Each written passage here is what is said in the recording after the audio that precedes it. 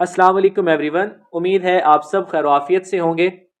My name is Junaid Nawaz and I am lecturer chemistry in higher education department. हमने FGEI aspirants के लिए एक mock test conduct किया है। ये mock test exact FGEI test pattern के अकॉर्डिंग है।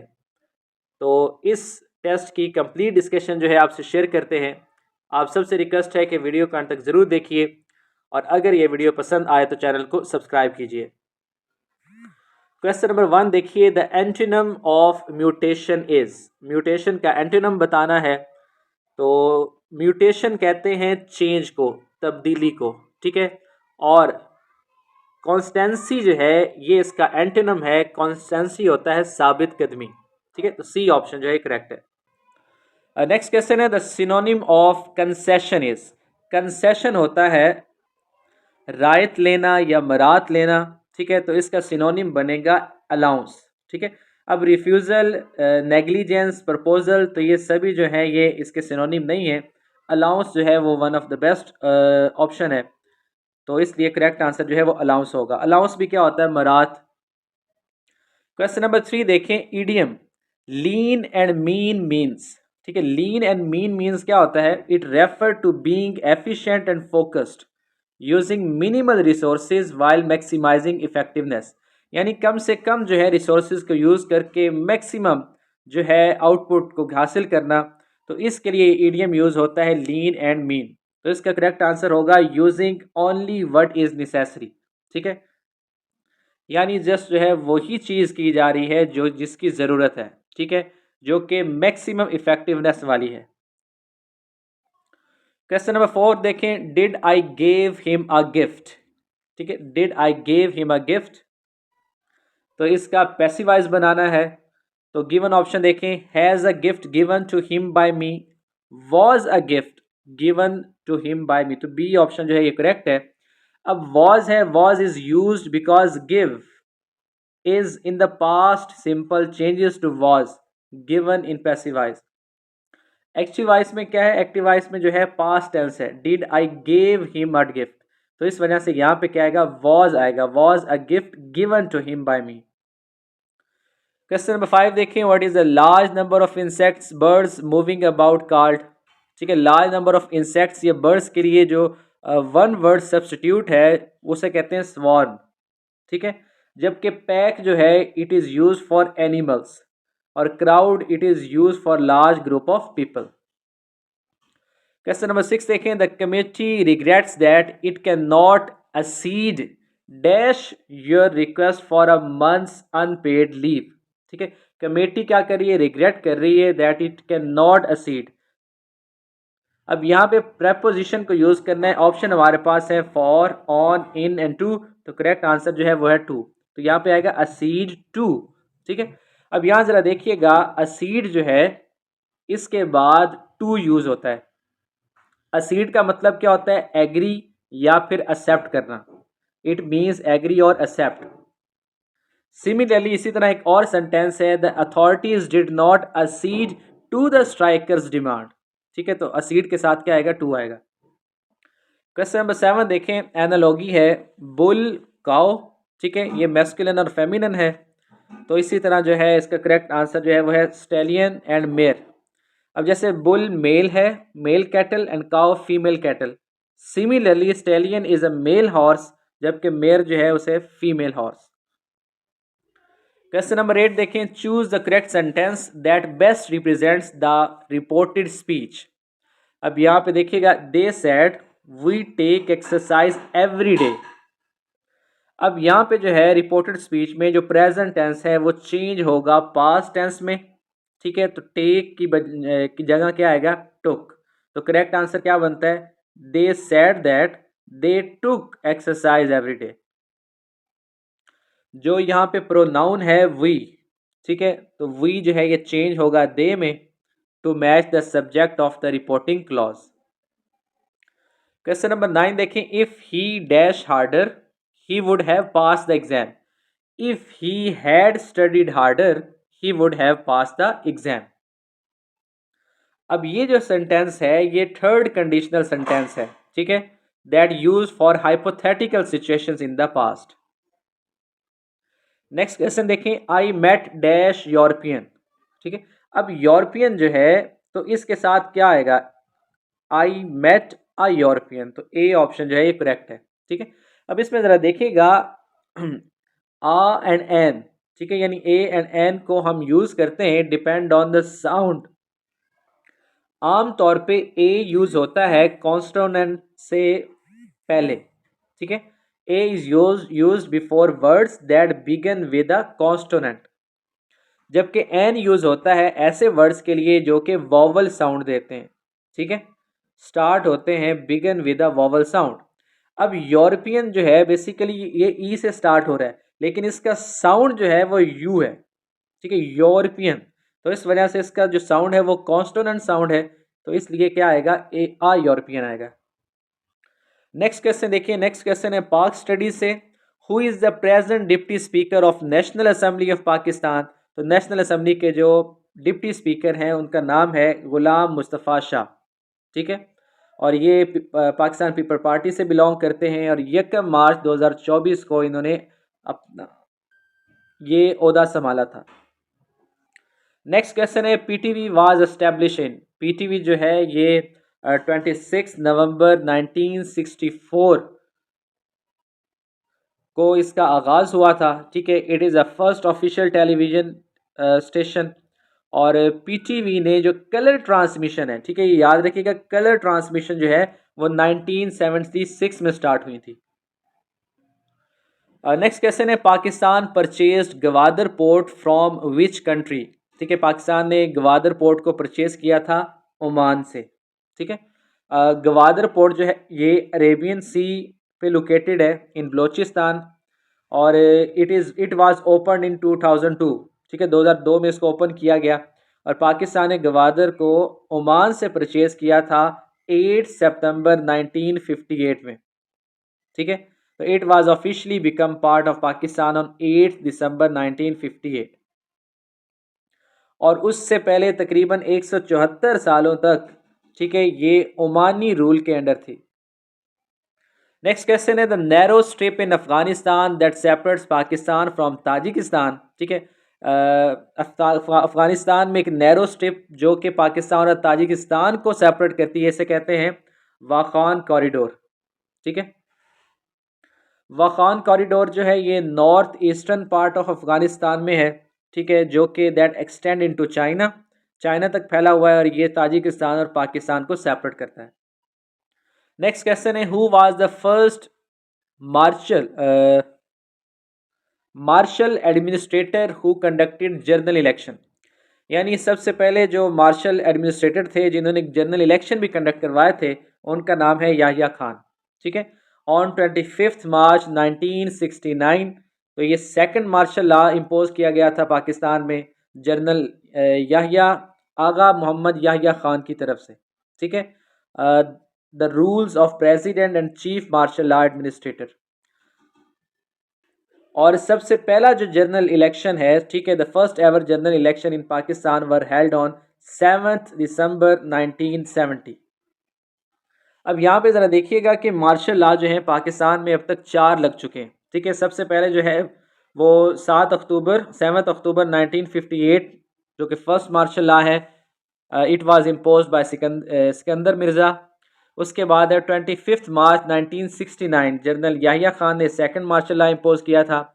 उसके बाद जनरल ज़ियाउल हक, ठीक है, तो 5 जुलाई 1977 तो जनरल ज़ियाउल हक ने ये इम्पोज किया था, और उसके बाद जो है जनरल परवेज़ मुशर्रफ ने 12 अक्टूबर 1999 में फोर्थ मार्शल लॉ जो है इसको इम्पोज किया था, ठीक है।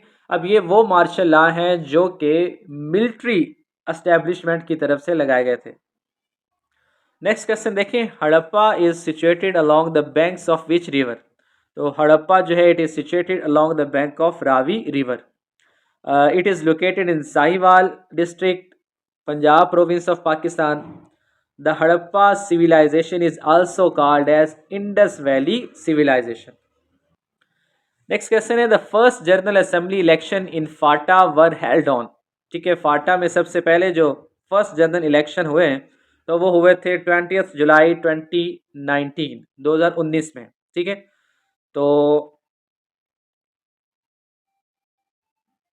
ये जो इलेक्शन है ये 16 सीट्स में पे कंडक्ट हुए थे, ठीक है, खैबर पख्तूनख्वा असम्बली में।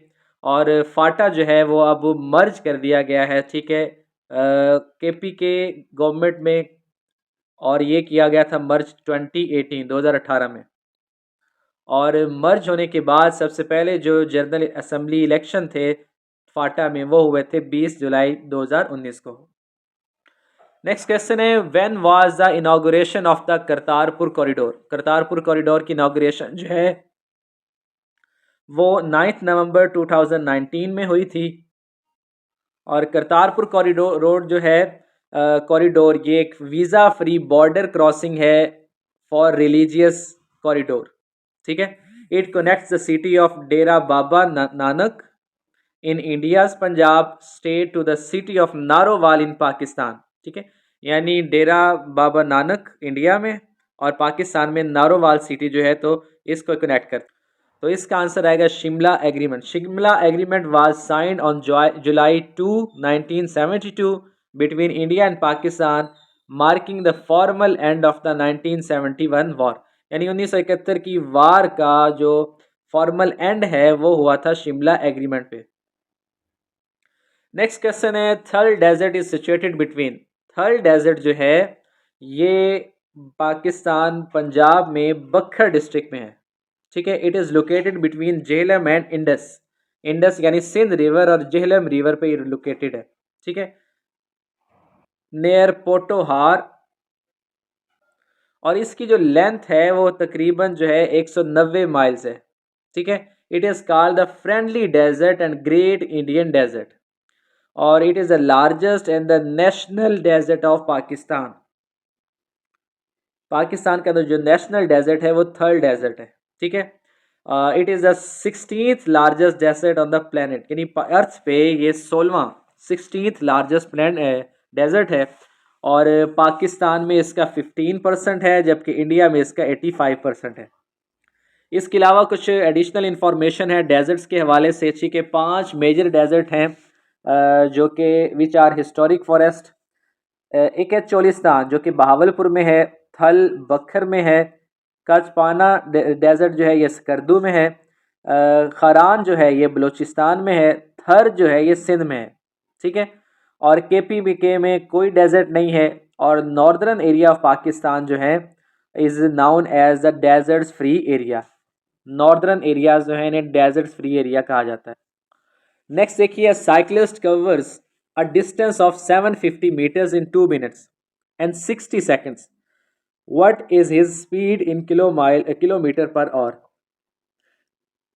एक साइक्लिस्ट है जिसकी जो डिस्टेंस कवर करता है वो करता है 750 मीटर और टाइम कितना है 2 मिनट्स 30 सेकेंड, ठीक है। तो हमने इसका आंसर जो देना है वो देना है किलोमीटर पर आवर में। तो इसका तो आंसर बहुत ही आसान है। 750 मीटर्स को आपने किलोमीटर्स में कन्वर्ट कर लेना है, ये बनता है 0.75 किलोमीटर्स। जो टाइम है तो इसको आपने आवर्स में कन्वर्ट कर लेना है, ठीक है। 2 मिनट्स 30 सेकंड जो है ये बनते हैं 1/24 आवर्स, ठीक है। तो सिंपली आप क्या करें, जो डिस्टेंस है किलोमीटर में उसको डिवाइड कर दें आप टाइम इन आवर्स, तो आपके पास आंसर आ जाएगा। आंसर कितना आ रहा है, आंसर आता है 18 kilometre per hour. Next question देखें, in 100 metre race A covers the distance in 36 seconds and B in 45 seconds. In this A beats by।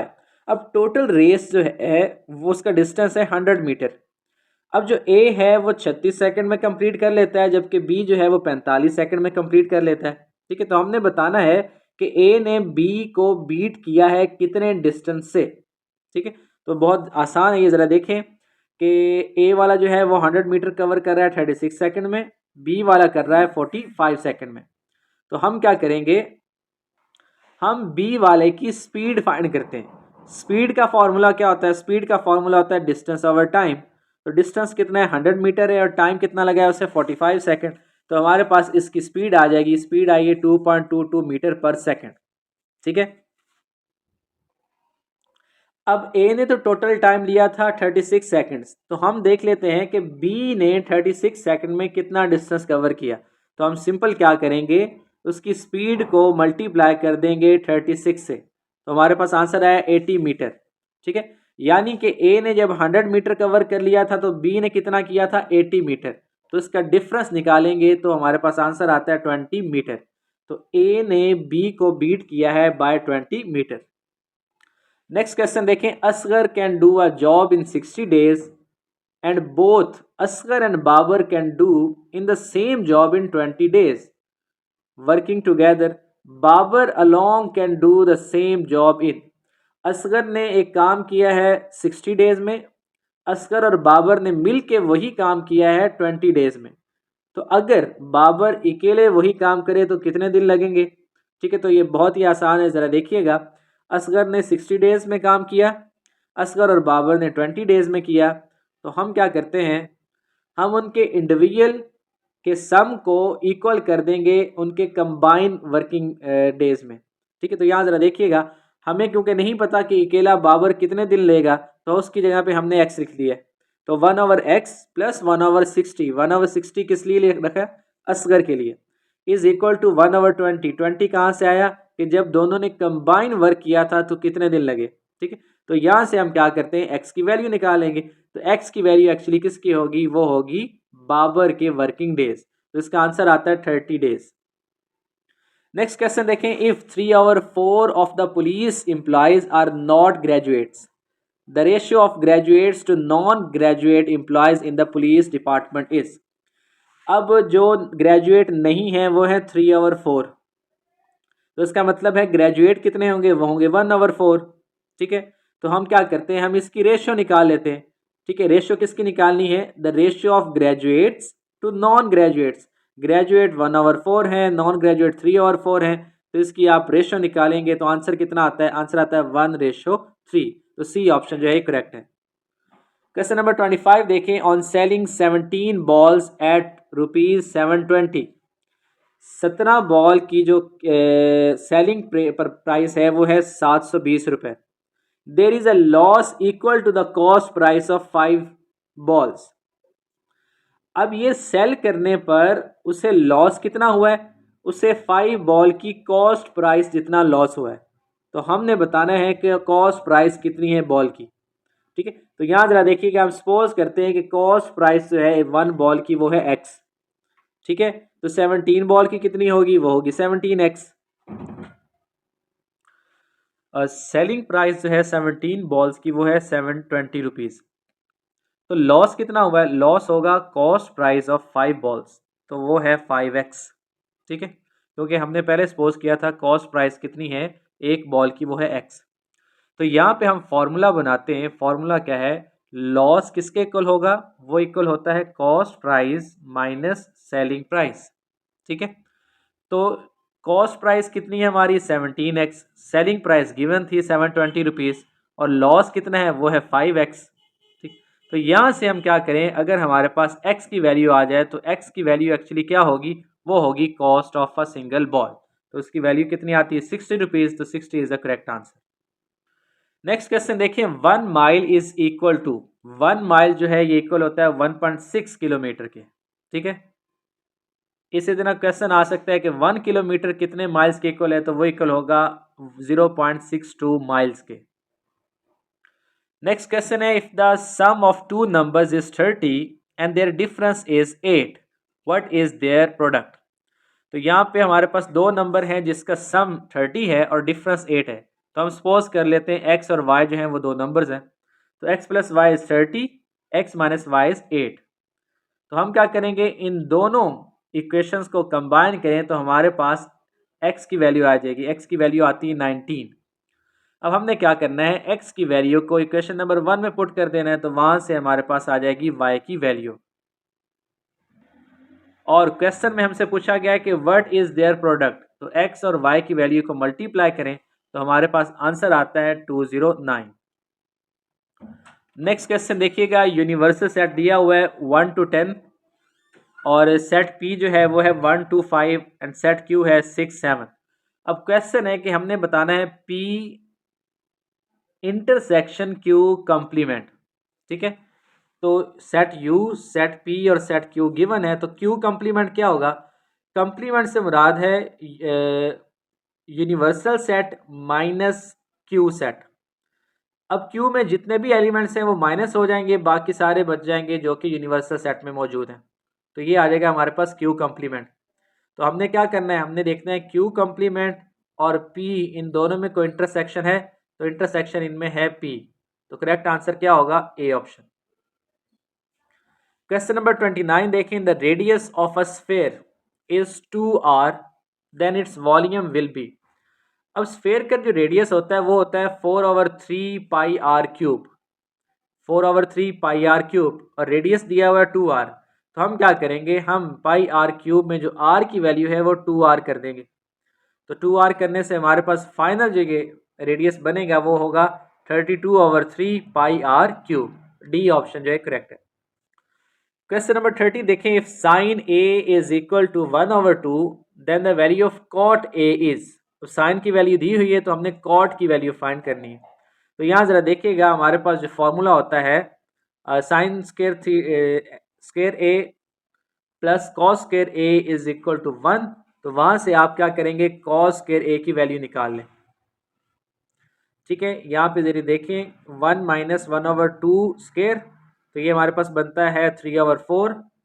तो 3/4 का अंडर रूट लेंगे तो हमारे पास कॉस ए की वैल्यू आ जाएगी। Cos A is equal to 3/√/2। अब यहाँ जरा देखिएगा, जो कॉट होता है, cot is equal to cos over sine. तो यहाँ पे आप वैल्यू लगा लें तो हमारे पास फाइनल जो आंसर आ रहा है वो आ रहा है √3। तो ए ऑप्शन जो है ये करेक्ट है। क्वेश्चन नंबर 31 देखें, which of the following forms weak electrolyte solution with water. Water के साथ जो है वीक इलेक्ट्रोलाइट कौन सा है वाटर में, यानी ऐसा सब्सटेंस जो कि वाटर में कंप्लीटली आयनाइज नहीं होता, ठीक है, पार्शली डिसोसिएट होता है, तो उसे हम वीक इलेक्ट्रोलाइट कहते हैं, and that is acetic acid. Acetic acid is a weak acid that only partially dissociate in water. जबकि बाकी जो ऑप्शन है सल्फ्यूरिक एसिड या sodium chloride, so they are strong electrolytes. Question number 32, which of these are involve in the clotting of blood. Blood clotting में जो चीज involve है that is platelets. Platelets also called thermocytes. They are blood cells that play a vital role in blood clotting. When a blood vessel is injured, platelets aggregate to form a plug that stops the bleeding. Next question देखें, colorless, irregular in shape, nucleated and larger size cell than RBC called. ठीक है, irregular in shape और larger size होता है red blood cell की निस्बत। तो ये किसका होता है? ये होता है वाइट ब्लड सेल्स का, और वाइट ब्लड सेल्स को कहा जाता है ल्यूकोसाइट्स। ठीक है, leukocytes are also known as white blood cells. They are colourless and irregular shaped and they play a vital role in the immune system, helping to fight infections and diseases. Next question देखें, ozone is a gas found in the layer. Ozone जो है ये stratosphere में पाई जाती है। ठीक है, stratosphere layer जो है ये 12 किलोमीटर से 50 किलोमीटर तक फैली हुई है, और ओजोन लेयर जो है इसको ओजोनोस्फेयर भी कहते हैं। नेक्स्ट क्वेश्चन है, water has maximum density. Water की जो मैक्सिमम डेंसिटी होती है वो होती है 4 डिग्री सेल्सियस पे। ठीक है, और वाटर का जो फ्रीजिंग पॉइंट है या मेल्टिंग पॉइंट है वो होता है 0 डिग्री। नेक्स्ट क्वेश्चन देखें, when white light is pass through a prism it splits into how many colours. 7 colour होते हैं व्हाइट लाइट के। जब व्हाइट लाइट को प्रिज्म में से पास करेंगे तो उसके जो कंपोनेंट्स हैं वो क्या होते हैं, उनकी सेपरेशन हो जाती है, तो ये 7 तरह के कलर बनते हैं। ठीक है, इसको याद रखने का तरीका क्या है, VIBGYOR, violet, indigo, blue, green, yellow, orange, red. Next question है, IC stands for. IC stands for integrated circuit. ठीक है, integrated circuit is a tiny electronic device that contains a large number of electronic components. इसमें transistor, diode, resistor, ये सारे जो हैं इसमें शामिल है। नेक्स्ट क्वेश्चन है noise pollution intensity is measured in. Noise pollution intensity को मेजर किया जाता है डेसिबल्स में। हायर डेसिबल जो लेवल होगा वो लाउडर नॉइज को इंडिकेट करता है, ठीक है। With prolonged exposure above 85 decibels, जो कि जिससे क्या होता है कि आपके समात जो है वो डैमेज हो सकती है, तो वो है अबव 85 डेसिबल्स। नेक्स्ट क्वेश्चन है the outermost layer of skin is known as. Skin की जो आउटर मोस्ट लेयर है इसे कहते हैं epidermis. Epidermis is the outermost layer of the skin. It provides a barrier against environmental damage. It consists of keratinized cells that help prevent water loss and protect against pathogens. Next question है the deficiency of vitamin A causes. Vitamin A की deficiency से night blindness होती है, ठीक है। इसके अलावा जो है वो हेल्थ प्रॉब्लम्स भी होते हैं, ड्राई स्किन हो जाती है, आइज़ जो हैं उनमें इरिटेशन होती है, पुअर वाउंड हीलिंग होती है, या increase risk of respiratory and urinary track infections. तो ये सारे जो है मसाइल डेफिशिएंसी ऑफ विटामिन ए की वजह से हो सकते हैं। नेक्स्ट हमारे पास जो क्वेश्चन है ये पेडागोजी के थे। The process of decomposing information into its components so that it could be examined and understood. Examined और अंडरस्टूड करना तो ये है analysis. The ability of using new and creative application of prior knowledge and skills, ठीक है। Previous knowledge को use करते हुए, स्किल्स को यूज करते हुए न्यू और क्रिएटिव एप्लीकेशन उसको लाना, it is called synthesis. A common technique that helps people to begin the creative processes। Creative process को स्टार्ट करने का कॉमन मेथड जो है वो है brainstorming. Pedagogy is a Greek word which literally means, pedagogy का मतलब है to lead the child. Pedagogy is the study of, pedagogy is the study of teaching methods. Next है the philosopher who worked in mathematical and scientific didactic was. तो इस philosopher का नाम था जो कि मैथमेटिकली और साइंटिफिक जो है वर्क डाइडेक्टिक्स पे इसने काम किया था, जिसका नाम था मार्टिन मार्टिन वेगन। नेक्स्ट क्वेश्चन है the concept of teaching the whole child in philosophy of pragmatism in education means teaching students to be good। यानी philosophy of pragmatism in education के मुताबिक जो टीचिंग का कॉन्सेप्ट है, टीचिंग स्टूडेंट्स टू गुड, वो किसके लिए है? गुड सिटीजन बनाने के लिए, ठीक है, अच्छे शहरी बनाने के लिए जो है वो बेसिक फिलॉसफी है एजुकेशन की। उसके बाद as people grow older the dash of learning declines, the speed of learning declines, ठीक है। छोटे बच्चे जल्दी सीखते हैं, जैसे जैसे आप बड़े होते हैं आपने सीखने की जो कैपेबिलिटी है वो कम होती जाती है। The book